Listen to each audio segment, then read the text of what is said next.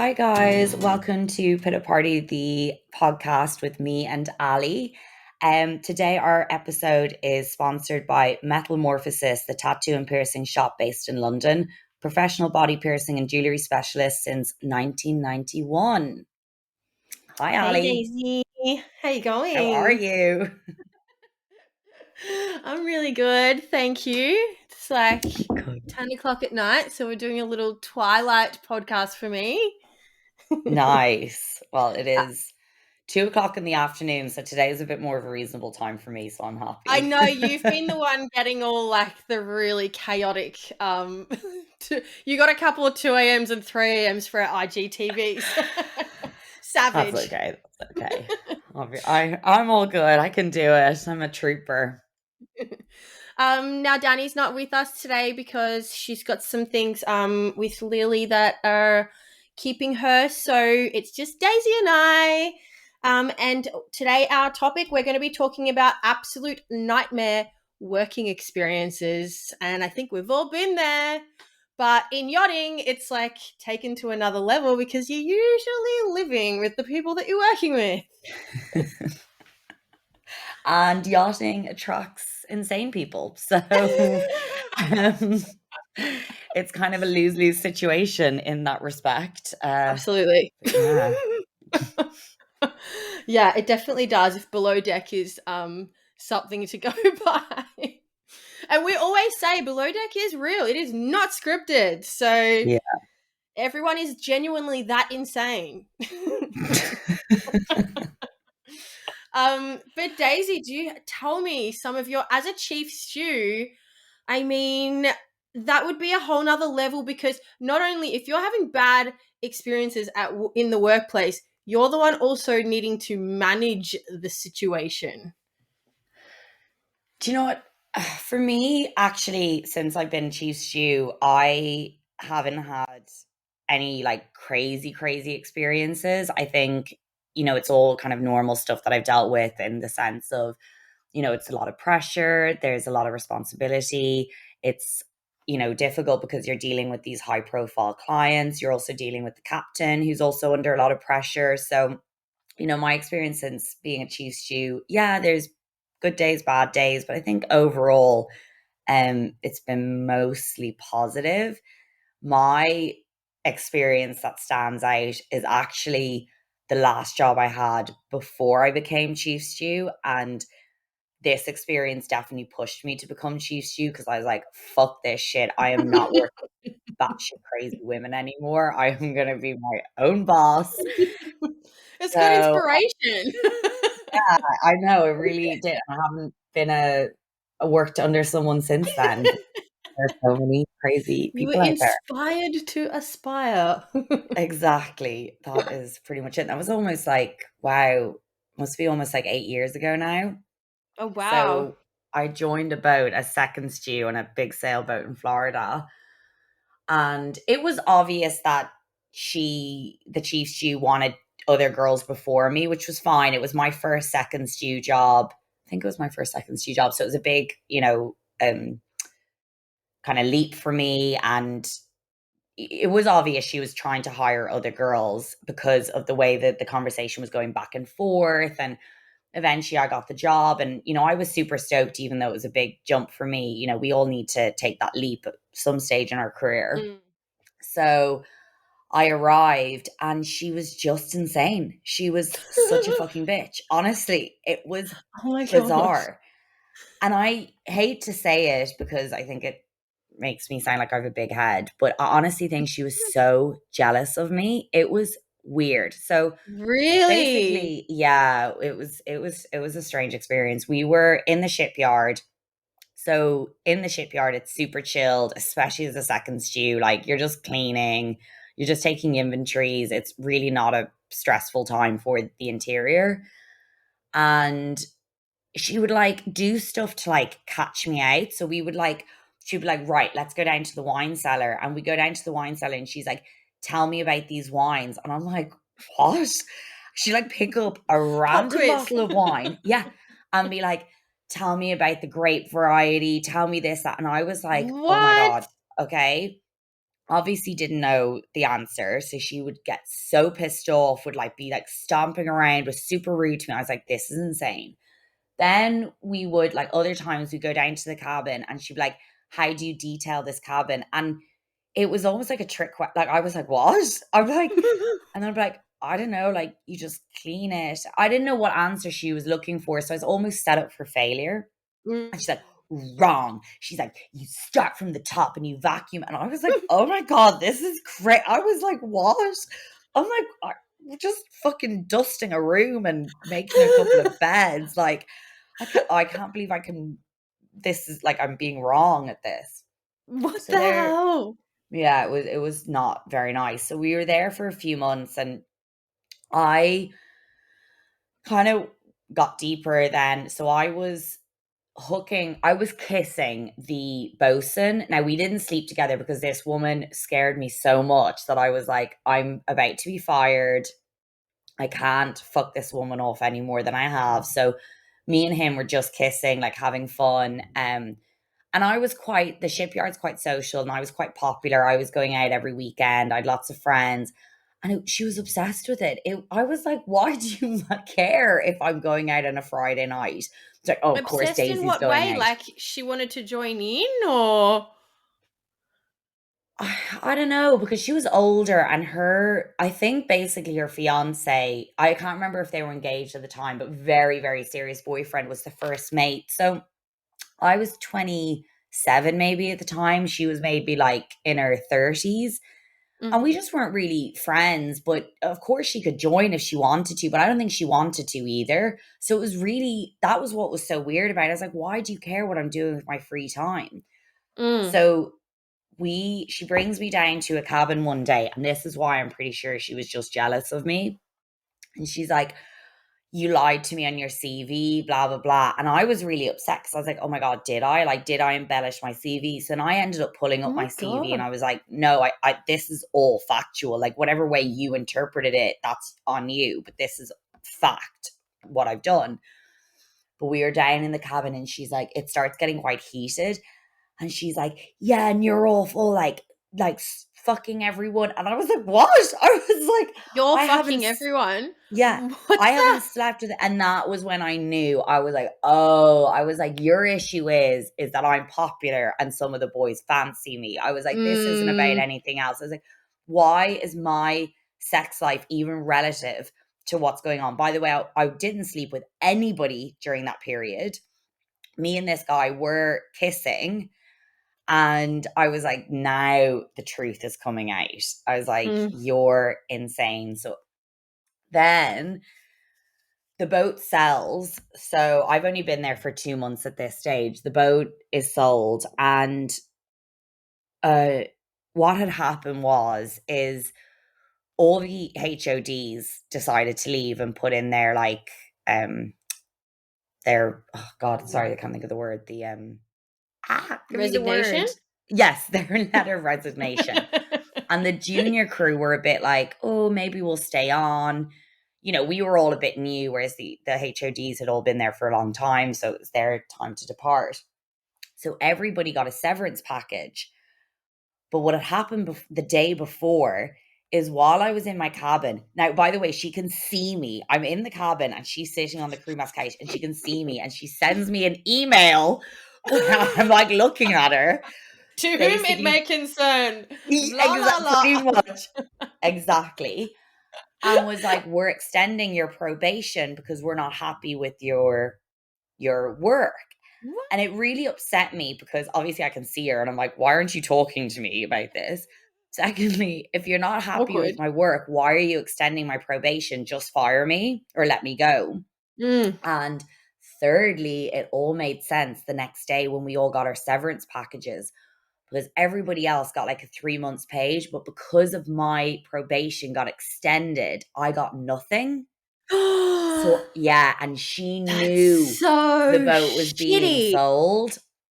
And I was like, you fucking bitch. You knew the boat was being sold. And because it didn't make sense that my probation was being extended. That's what a probation period is for. You're either working out or you're not. Mm. Why extend it? That doesn't make Mm. sense. Yeah, that's I was just like, you taking the piss. yeah, I was like, you fucking little bitch. So I was super upset about that. So the junior crews, decide to stay on. All the HODs leave or go out that night on the piss, but we're still working because we have to get the boat ready for this new owner. So me and the other junior stew are downstairs in the cabin, and the new captain comes down and he's like, "This is really awkward. I'm really sorry, but the owner's decided to let you go. He wants to bring his own stews on." And we were like, "Perfect. You know what? Delighted." So we just drop everything and we go join everyone in the pub. We're all drinking, blah, blah, blah. So the deckhand comes up to me and he's like, "Daisy, can I talk to you for a second?" And I was like, "Yeah, sure." So he brings me outside and he's like, "There's basically been a meeting. Nobody wanted to tell you because they all care about you and they all love you and didn't want to upset you. But he's like, I don't think it's right." And he's like, "I have something to tell you." And he's like, "This woman, the chief stew, wrote a letter about you to the new owner." He said it's What? this huge letter about. Now, I've been on the boat 2 months. I've barely spoken a word to this girl, of all the Wow. things that I'm awful at, that I'm an awful crew member, that I'm blah blah blah. And I was shocked. And he's like, "Yeah," he's like, "And this boat loved me. Like I was super close with the crew, and they were like, everyone's pretty upset about it, but they wanted to protect you, but I don't think it's right." Did anyone know what So was said in the letter?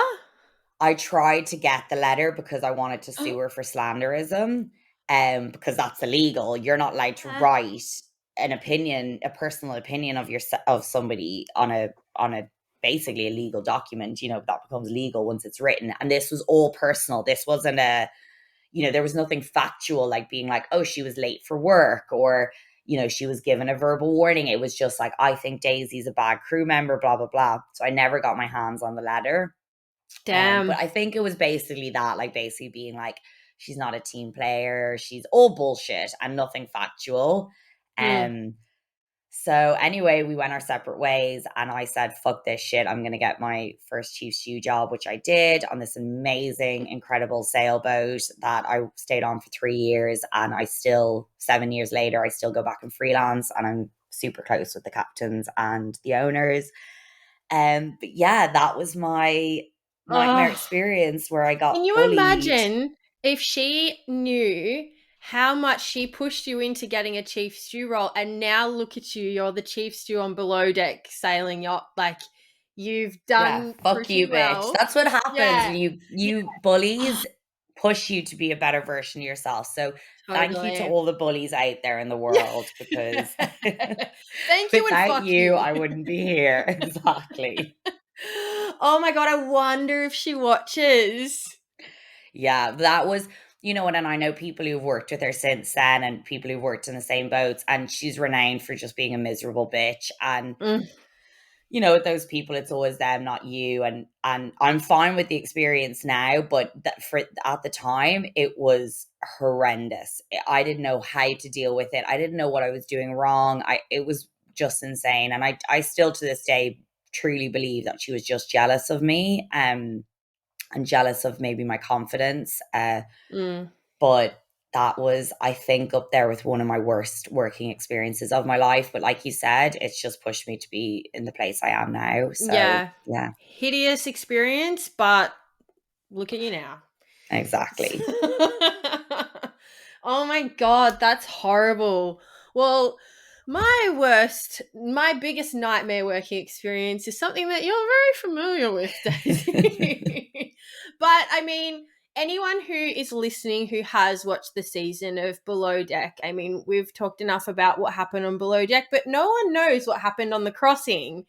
And that was probably like, I think that the drama was taken up a notch because, to sort of give a bit of a quick summary on what happened, I was in a delightful thruple situation, a love triangle with the first mate Gary and the deckhand Sydney. She hooked up with him on the first night. When he was still with his girlfriend, he ended up sleeping with Sydney, broke up with his girlfriend over it all, and then pursued me. And eventually, him and I ended up together after a lot of back and forth and bullshit. And then we were asked to stay on board by Captain Glenn and do the crossing. So after we finished filming, the people that were staying on board were Sydney, myself, Gary, and Natasha, the chef. By the way, Natasha's traumatized from that experience. I don't blame her because she Because it was bad for managing. me because I had to deal with it in Palma, and then and she's like, Daisy, the crossing, and I was like, no, I had to deal with it in Palma, and I just had Alli. I didn't even have Sydney and Gary. I can't. And she's like, I'm fully traumatized. Yeah. So if anyone doesn't know, Daisy and I actually, like, once we finished the crossing and I finished working for Glenn, Daisy and I actually met up and stayed. We got a place together in Palma for And I six think we weeks were or both something. semi-depressed, so it was. We were both absolutely in pieces. I'm sorry, but filming a reality show in itself is so emotionally and mentally draining, let alone like all the other things going on with it, let alone your actual life happening. I mean, And I think you had during Palma, you obviously had a very intense breakup going on with Gary. And I think I was in a transition in my life, which I'm still going through. I'm still like, what am I doing with my life? So I felt very unsettled what for the month are we last, on? yeah, exactly. Very unsettled for the last 2 years. And there's periods in the last 2 years where I felt very settled. And then there's been periods where I felt very lost because I don't have a home now or a permanent job for the last 2 years. Um, or a year, sorry, excuse me.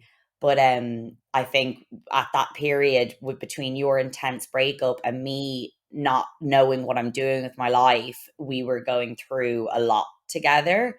It Yeah. was a weird, I mean, It was a obviously, weird time. It was a really it weird time. was, And do you know we what else? weren't the best version of ourselves. No, I'm we glad we definitely had weren't. each other, Yeah. I'm glad we had but each other. I mean, we definitely kept each other afloat. We were kind of just floating, but we were keeping each other afloat. But I think it was also, you know, that the place that we were staying in, it was like there was like no natural light in this house. And it was so dreary and dark and depressing. Like, I think that yeah, in it really itself, our was. environment, it was just very sullen and it really set the Hmm. tone for your mental state every day. I remember there were a few days where I was like, I literally don't even want to like leave my bedroom.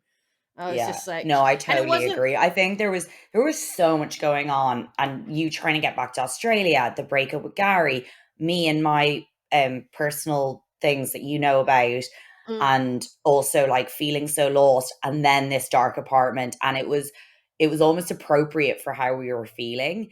And yeah, I think we just We wanted to just wallow, wallowed. and yeah, I think we were, and then we just bring each other down. And I would like Alli would come into me crying, and I would like try and like make her feel better, and then the next day would be my turn and be bawling, and it was a bizarre time. And you remember when I remember that particular person texting me being like, oh, you and Ali should just go and have fun, and it just set me off. I was like, do you know what we're going through? I was like, you are not helping right now. I was like, That's fuck so off. And annoying when someone says that and you're like, are you it's like when you're feeling down and someone says cheer up and you just want to yeah, stab them in the face. You're like, yes, cheer up. you're Is this like, cheerful we're enough? going, exactly, like we're going through so much. And Mm. and you have to go down to come back up. But obviously, we've gone off on a bit of a tangent. But yes, for everyone to know that that's what the crossing led to. That's Yeah, our yeah, because I beautiful guess time in we've Palma. never really actually spoken about it. I mean, it's been touched on very briefly in interviews, like what we did after, or and we've said, that you and I stayed together, but we've never actually talked about exactly what was going down when we were. Because I was, I don't even think me and you have talked about it because I think that's a period in our life. And then I go and oh break my my god, fucking arm. and then you broke your arm. Oh And my then I god, it went was just down. like the cherry on the sundae of shit. It was like a shit Yeah. sandwich. Like if my life couldn't have gotten any shitter. And then I go back into lockdown, and I'll never, and again, that person texts me on New Year's Eve, and I'll never forget it. And he's like, I was being super dramatic, and I was like, I hate my life, blah, blah, blah. And he was like, it's not that bad, Daisy. Like, and I go, I've put on weight. I have got a broken arm. I have no job. I'm stuck with my parents. I'm single. I'm homeless. It just went on. And I was like, and you're telling me that it's fine. And he was like, okay, yeah, And I feel it's a bit like I said sad. before, there is a come down factor with filming a season of Below Deck. Like, it is so stimulating every minute of every day, being filmed, being mic'd, like knowing that you're being watched, having a camera like 2 inches from your face, and working as hard as we work, as long as we work, and getting drunk every 3-4 days, absolutely blotto plastered drunk. It's just a lot. It's a lot. And then so there was a legitimate come down factor happening for us as well.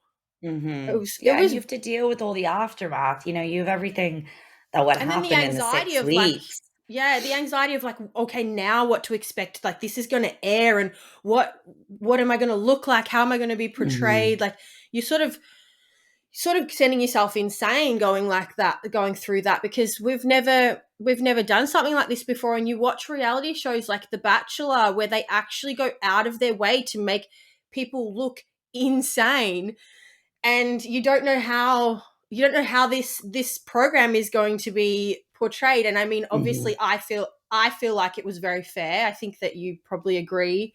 It was quite fair. They're not going out of their way to make us look like insane people, like the bloody bachelor girls and Married at First Sight and all of those shows. But yeah, I it's think with it's me as well, because this is my career, Below Deck does obviously affect, some people don't want to be associated and stuff. So I think for me it was a huge risk that I took, and I did. I still yeah. feel very lost. I'm still trying to figure out, what my next, chapter in my life is. And that was also very much playing on my mind. I was like, do I leave yachting? Do I stay in yachting? Am I gonna get another job? Am I gonna look in, I'm kind of okay with looking insane, but I still need to earn a living. Obviously people don't want to work with crazy people. So.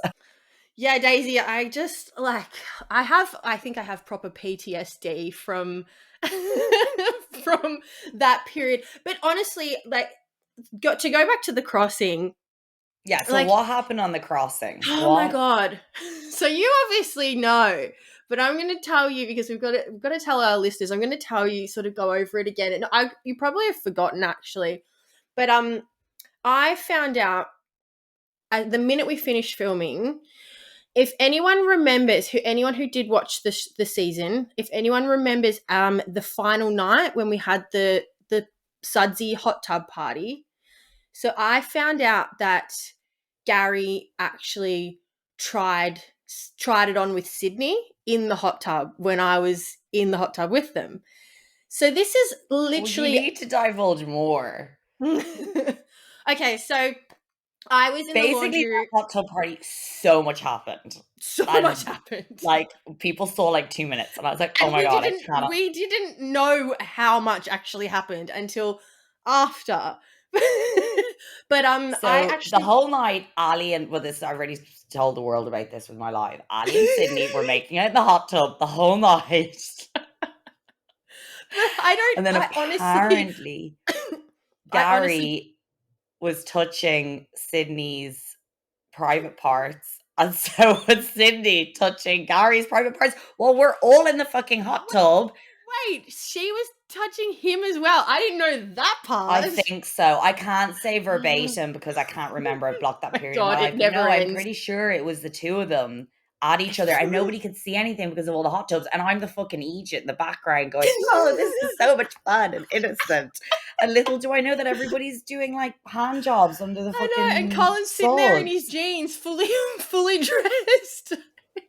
Oh, God. Oh my god, that was like the most fun time. Even though there was It so much drama was. happening, that was the most fun time of the whole season. That sudsy hot tub party. But yeah, we didn't realize we're obviously all so naive. I actually have zero recollection of making out with Sydney either on that night. I know I've made out with her before in the season, but I have zero recollection of. She was Oh, coming on to you a lot, to be fair, but it was all a bit, and she's I do completely remember being. naked. And I'm like, are you fucking naked? She's like, yeah.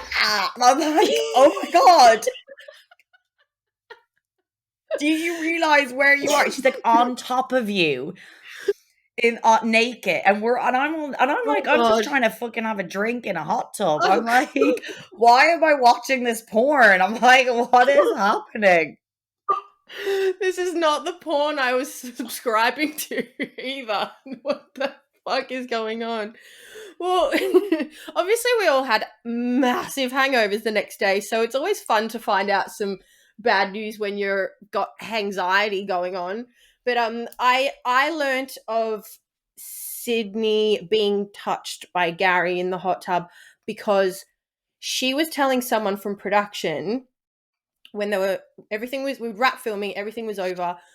I was in the laundry room, and she was in our cabin, which is like a meter apart from the doorway, so you can hear. I could hear everything, and she was divulging the information to someone from production, and I sort of like poked my head around the corner. I was like, "Hey, I can hear everything you're saying.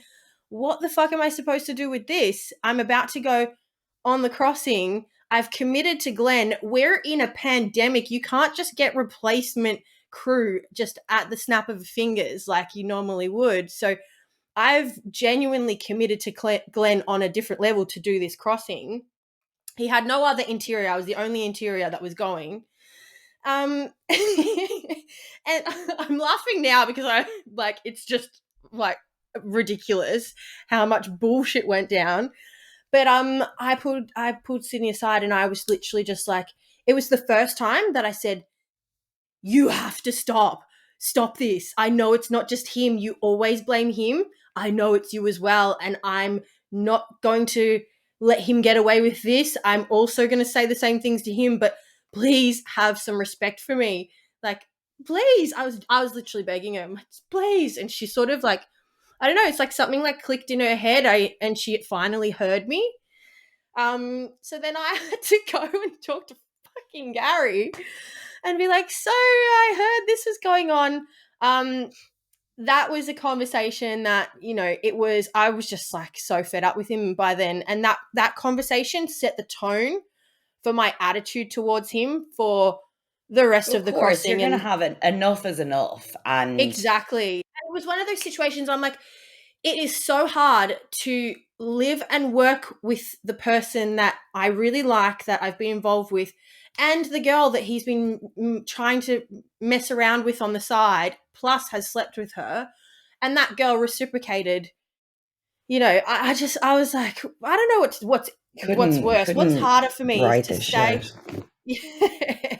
So, and I knew I was always going back to Australia. It was never going to go anywhere. Like, we had no future, even though we did talk about whether we could have a future maybe next season, as in next med season, if I came back to work on a boat.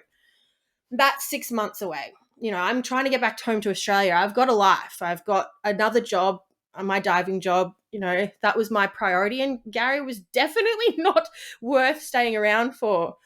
So Sydney and I ended up actually, after that conversation, we became like the best of friends. And it was really weird. It all felt like dirty. You know that feeling? Like, it was just like, I don't know why I'm doing this, but I am. And I just didn't want to Well, have I drama. think there was I think for the whole season it was you and Sydney being pitted against each other, and Mm, Gary playing these minefields, and I definitely think Sydney's not completely innocent in the slightest. But I think, for a long time, it was you two competing against each other. And maybe it got to a point where it was like, what, wait a minute, why are we fighting with each other? Why can't we be friends and Gary be the yeah, asshole? totally. Yeah, exactly. That's exactly how I felt. I was like, I'm sick of fighting with this girl. I actually really like Sydney. She's really fun. She's a yes girl. I love a yes girl.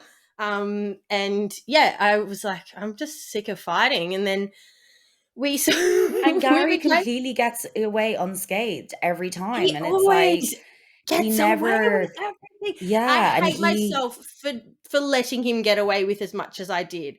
I mean, I I did my know best with the situation at hand. It was a very, very intense situation, but oh my god, he still ended up in the end. He still he still got me in the end. So we went, we went on the crossing and things were amazing for a few days. And then he just became insanely jealous of the engineer that was on board, like insanely jealous. Like he was at a point where he would, every time I would talk to the engineer, he would pull me aside and like yell at me over it, tell me I couldn't laugh at his jokes, tell me I was sucking up to him, telling me like I wanted to hook up with him. This engineer had a girlfriend that was the second engineer on board, by the way. So it was like insanity. But But the he just problem like, is when you start a relationship on the basis that you and Gary did, it was never going to be healthy. You were oh, always going to have so trust toxic. issues, and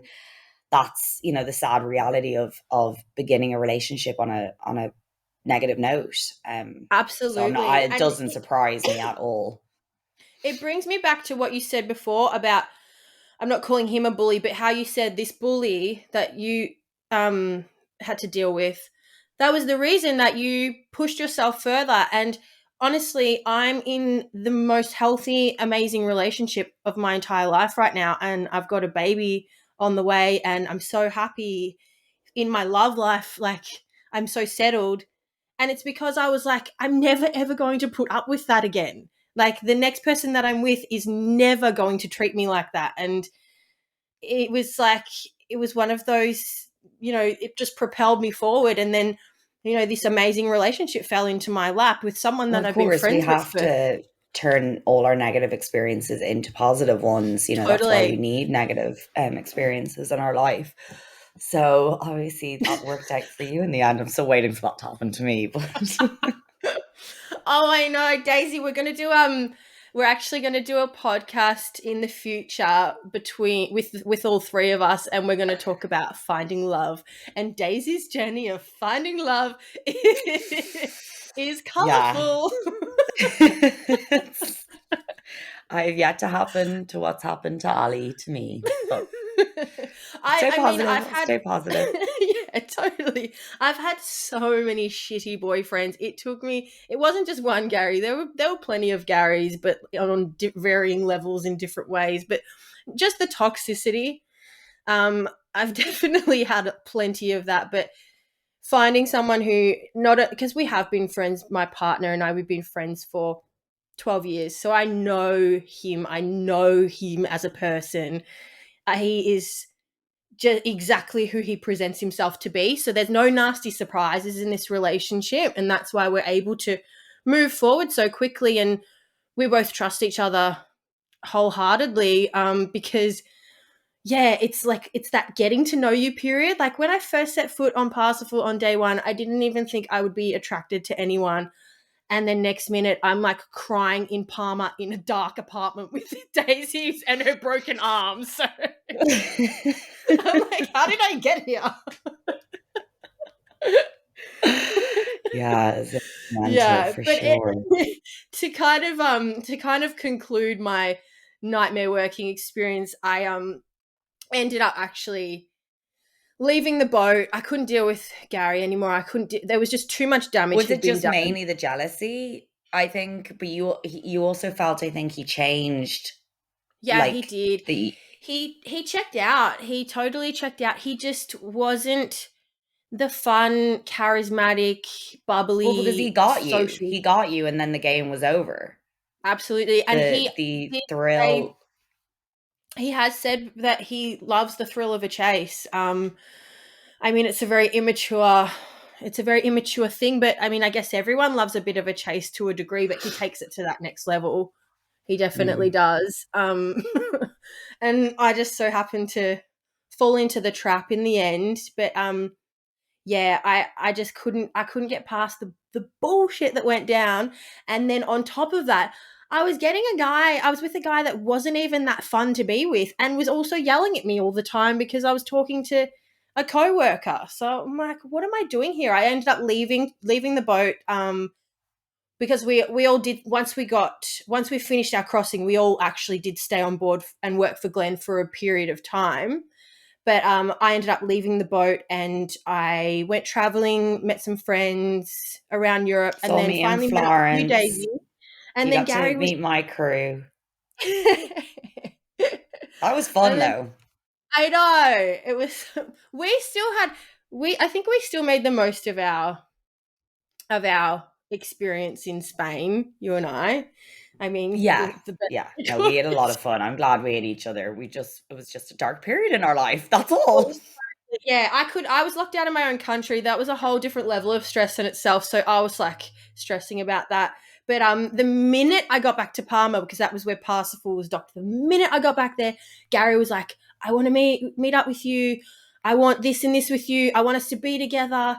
And then this is why Daisy was listening to me vent for like the next few weeks, because he just decided he was giving me all these things. I didn't even want him as a boyfriend. I was like, I don't actually want that type of commitment from you, but like, I want, I still like you. I want something while I'm here. And he just flat out ignored me. He would he made a couple of dates with me and then he would just cancel last But do minute, remember? you Yeah, do you think that if you had said, "Okay, I want to be your girlfriend," that it would have been different? Because it was really weird, and obviously I've experienced the same kind of things that what Gary was doing with you, that it was incredibly confusing because he would like go on at you, and you're like, no, we're not meeting up. And then eventually you're like, fuck it, let's go for dinner. And then he would just ignore you. And it was Yeah. obviously very painful to watch. And, you know, Yeah. I understood where you were coming from. And I've had that happen to me before. And it's very confusing. But I didn't really get what Gary's prerogative was. I didn't get I know, it what, was so confusing. I'm like, why are you still pursuing me? It was the same thing. It was just the thrill of the chase. Like once he had me committed to a dinner or something, and then he'd bail last minute, or he wouldn't even bail last minute. I think one night he told me like 2 hours after we were meant to meet up. I'm like sitting there ready to go. It's just like it was just getting it was ridiculous. But crazy. he wanted that. He would bait me, and he'd keep pursuing me, and then he would just pull it away and go, oh no, no, and then just be like act all like casual, cool, like laid back about it. I'm like, hang on a minute, I'm the casual, cool, laid back one. You're the one pursuing me.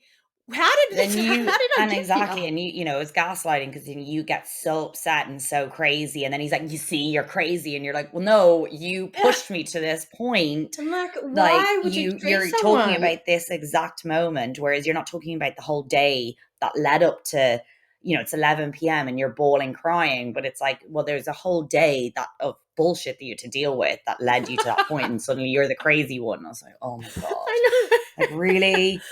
I know. It was so boring by the end. It was tiresome. We'd done a whole season of this bullshit, and it was just, I was so relieved to get back to Australia and to put that behind me. And I mean, we kind of tried to sort of be friends. I don't want to say friends because I didn't really speak to him that much once I got back to Australia, but we did every now and then have a phone call catch up.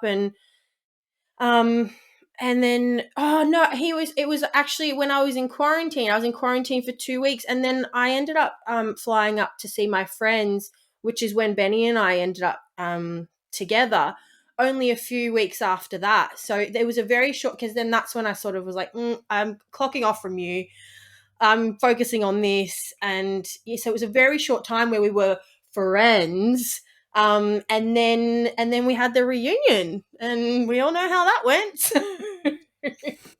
And we do not speak at all now, by the way. Lots of people ask me that. We do not speak at all after the reunion. He was pretty pissed off at me for throwing him and Sydney under the bus about him having a long term girlfriend when he came on board. So he was pretty upset with me about that. And he was also he also did admit to me that he was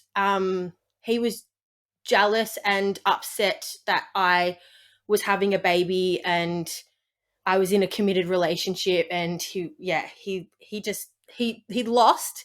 It was like the thrill of the chase was genuinely gone, because I'm like, I've so far moved on from it. So he did admit that as well. So I presume that's a part of why we don't talk on his end. But it was just the nightmare that just kept on going. Yeah. I know. You're like, I was pretty much living it too. No, I don't mind it. That's what friends are for. But and and it's hard being a friend because but I stay in these toxic relationships, so that's why I would never, not be there for my friends. But Yeah. obviously it's hard to watch when you can see something so clearly from an outside perspective. But I totally It's get that awful to your watch. emotions can, Yeah.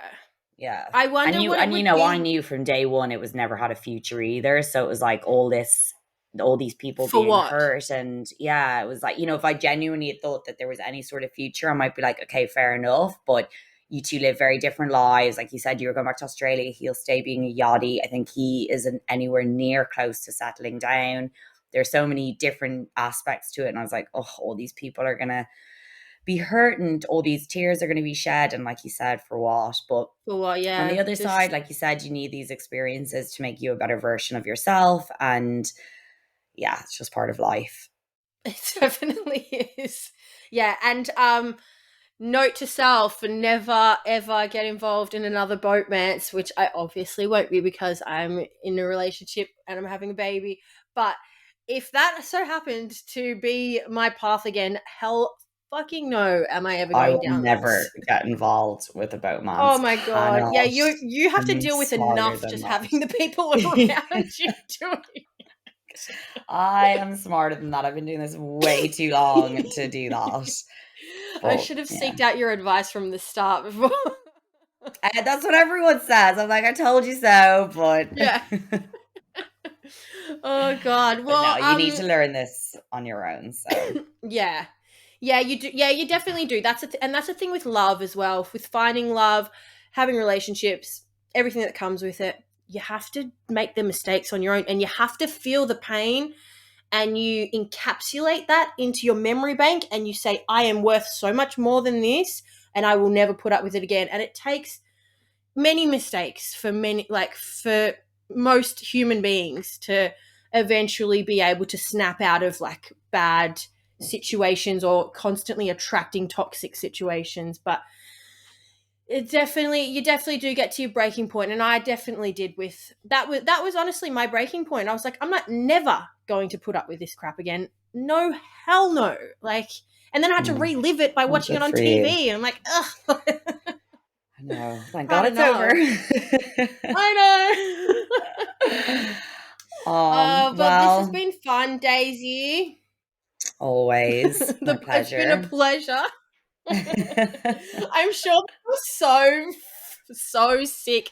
Like you have spent basically the last year hearing about this situation. You're No, probably I like, don't mind. fill me You listen out. to me and my toxic relationships. That's what friends are for. So We'll always I'm be there okay for with each this. other.